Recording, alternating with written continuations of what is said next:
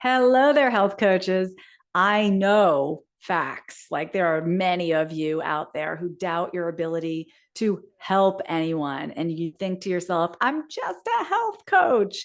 You feel inferior to those who have more certifications or letters after their name. If you're here with me live and this resonates at all, tell me in the chat. What are some of the things that you tell yourself when you think, I'm just a health coach? I know I felt the same way. I mean, if you've been listening to this podcast long enough, you've probably heard me share in the past.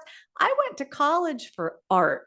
I have no background in, pre-med or health sciences where I can stand here and tell you I'm this big old health expert. I have a health coaching certification, just like most of you. But here's the thing, and I only really understood this after doing the work for many, many years.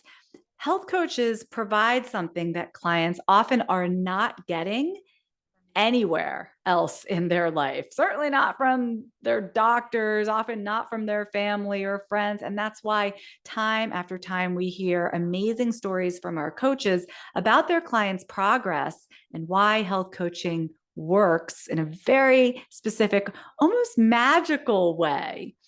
Lauren's saying, I'm just a health coach. That's exactly what she tells herself. I'm new and I don't know enough. This episode is for anyone feeling skeptical about health coaching as a concept, as a profession, or curious about its true value. And if you're curious about becoming a health coach yourself, or if you're not quite sure your training has been adequate, download my free guide. That'll help you out. It's called How to Choose the Right Health Coaching School. And you can grab that for free. It's at healthcoachpower.com/school, because it's not about memorizing a bunch of nutrition facts that you're going to be able to share with your clients or understanding complex systems of human anatomy. And it really kind of hit me in the face last week in my own personal life. So this episode is going to be a little bit of a glimpse into like real life with Michelle. It's been crazy lately. We had spring break, trip to Florida. I was in Iceland before that. I feel like it's been a lot of travel. It's been a lot of the kids being busy with soccer. Business has been busy over here. But oh my goodness, last week, it was just a chill day. My boyfriend and I were lounging on the couch. I mean, you guys, this is so rare. We weren't running around, we weren't going anywhere. We were just hanging out with no particular agenda. And I'm looking at the books on my bookshelf. I guess I see them every day, but my eyes just landed on them. And I turned to him and I was like, look at all these books I have. I used to read a lot of books, and that's true. But lately, I haven't really read much of anything. And I'm like, why is that? Reading before bed, that used to be like my time. The kids went to sleep, clean up the kitchen, typical mom stuff. And then I would get a lot of reading done. I know a little, maybe a couple years ago, I plowed through everything by Margaret Atwood and a few other authors. Then last year, I bought a beautiful cloth bound set of Jane Austen classics. Well, now it's almost 12 months later. And guess what? Pride and Prejudice is still sitting on my nightstand. It's like at night, I haven't been reading. I'm curious if you guys resonate with any of this. I've been picking up my phone, and you know what happens. The scrolling, the shopping, a little bit of both. That I realized had taken over habitually. Like you do it once, no big deal. Happens another time, no big deal. I think we're all experiencing this phenomenon right now. It's so very addictive. So I was confessing all of this to my boyfriend, and he could relate because he kind of does the same thing. So I was showing him, these gorgeous Jane Austen books. They're just lovely there on the bookshelf. They would be even better if I was actually reading them. And it was like, we just talked about it. No shame, no judgment. It was just a calm afternoon, chilling on the couch and sharing about how, yeah, the phone really has become addictive. So that night, sure enough, it was on the top of my mind. And when I got to bed, I very purposefully took my phone, put it in airplane mode, sat it down away from me, and picked up the book. Yes, right? I know you're all cheering for me. Guess how many pages I read? Probably two. And then my eyes started crossing and I fell asleep. But that's so much better, right? Than when you're scrolling on Instagram and it lights up your brain and it keeps you awake. And then you're just still scrolling forever and ever. And now it's too late. The next day, I was really excited to tell my boyfriend about this. I texted him right away. Guess what? I read 2 pages of my book. It seemed like a really small win, right? But then that night, he put his phone down and read 2 pages of his book. So then the next night, I had to read 3 pages and so on and so forth. And it's been about a week now. And I'm finally making some progress with Pride and Prejudice. Thank you. Thank you. And getting better sleep. So it's not like I don't know this already. I've been a health coach for 16 years, but I was presented with this like real life scenario and I could see how wildly impactful it was to have had that non-judgmental conversation about an area of my life that I wanted to change. And then after, the change just happened effortlessly. It didn't feel hard. It didn't require willpower. It just happened and no one had to tell me what to do. He didn't tell me what to do, right? He heard what I was saying about scrolling on my phone. We kind of just talked about it. It was something that I wanted to do differently. And because I spoke it out loud and explored the idea with someone, poof. It's like magic. Has this ever happened to you? Have you ever worked with a health coach or with another kind of coach and had something like that happen? It is, when I look back on my career as a health coach, it's exactly how some of the most amazing results happened with my health coaching clients. So what we do as health coaches, and the reason it works so very well, is that we provide on purpose not just waiting for a random day when there's nothing else to do and you're sitting on the couch, but on purpose, we can provide a non-judgmental supportive space. And our clients get to explore areas where they're interested in creating change.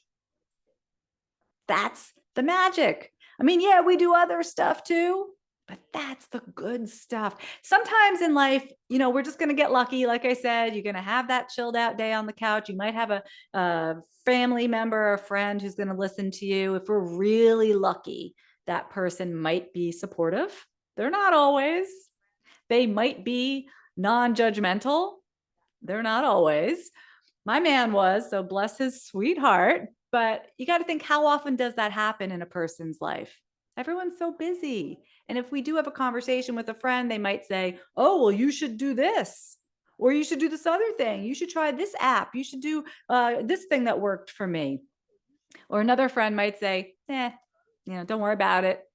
Social media isn't so bad. Don't worry about it. I do the same thing. Not helpful in the same way. How often do we have space to think and process and speak out loud and have someone actually listen? Maybe ask some questions. The point is not very often. Just doesn't happen unless we're working with a health coach. So if you think that your clients need more stuff, I got to give them plans. I got to give them programs. I got to give them, recipes, and I got to educate them on every topic about the human body. Some of that stuff can be good. Don't get me wrong. And it can be really overwhelming. People have so much information. We have it in our pocket at all times, access to all the information in the world. What people need, I think, especially these days more than ever, desperately is to be heard. It's your undivided attention. When do you get somebody's undivided attention where they're not looking at their phone over here, right? People need space to unpack what's been simmering in the back of their minds. Maybe something that they read on social media that they've been thinking about. All right, maybe there is something good that comes out of social media, but they need space to process it. And they need to be able to do it without being pressured or judged or dismissed. So, in this online world we live in this world of artificial intelligence, you try to talk to someone or chat with someone, and it's just a bot chatting back with you. Often, we just want to talk to a person. Has there been an occasion in your life lately where you were like, can I just talk to a person? I had this issue with Uber like a couple weeks ago when I was going to the airport. The Uber didn't come. I had to book a new one. They charged me for both, right? It was a whole thing, and they wouldn't give me my money back, even though they just didn't show up. Oh my goodness, what terrible customer service. They had no way of contacting anyone. And I'm like, I just want to talk to someone. This AI response I'm getting from the bot is not cutting it. So before you decide that it's not enough to be just a health coach, just know that real lasting change, it does not happen because it's prescribed. If it did, every time a doctor told someone to change the way they were eating, then they would change the way they were eating, and that'd be the end of that. Doesn't happen. I've had many clients actually ask me, are you a nutritionist? Are you an RD? And when I said, no, I'm not, I'm a health coach, they were like, oh, I'm so glad. We think that it's to our detriment that we don't have those extra qualifications. But a lot of my clients were like, that's great, because they had worked with that type of practitioner before who maybe just handed them a diet plan and it didn't work, right? No surprise. They craved the individual attention and the individual support and like a human ear listening to them. So I'm wondering, did your health coach school set you up for success in this area? Like, do you feel comfortable holding space for clients in this way? And are you seeing results that, like magic, the clients create for themselves by themselves, not because you told them to, but because they want to? That's the good stuff. Or are you still worried that you don't know enough to help anyone? Are you still trying to add to your knowledge about hormones and the gut and the nervous system and the this and the that so that you can create a program that tells clients what to do? Think about the idea of sitting down next to a human being, anyone, and holding space and coaching them and watching change unfold. Imagine doing that with no preparation at all. That's the kind of skill that I think health coaches need more than any of that other stuff. And that's what you want to lean into for those really big, magical results with your clients. It's your intuition and theirs. And not every health coaching school teaches this. So if this is something that you have to like practice and talk about, we can talk about it in our Facebook group. I'd really like to know what you think about this. I do think it should be taught and emphasized more than learning the science, more than learning the mechanisms of this disease and that disease. That's just my opinion after 16 years in this field. And I have a free guide to help anyone interested on how to choose the right health coaching school. Again, you can grab that guide for free. It's at healthcoachpower.com/school. The point of today's episode is to encourage you. I want you to get out there. I want you to do the work. I want you to get into it with people and do it scared and do it unsure of yourself and just do it because your presence and your willingness to sit with someone, that's what's so needed. And it's why I'm proud to be just a health coach. And you can be too. Thanks for joining me today. I'll see you next week.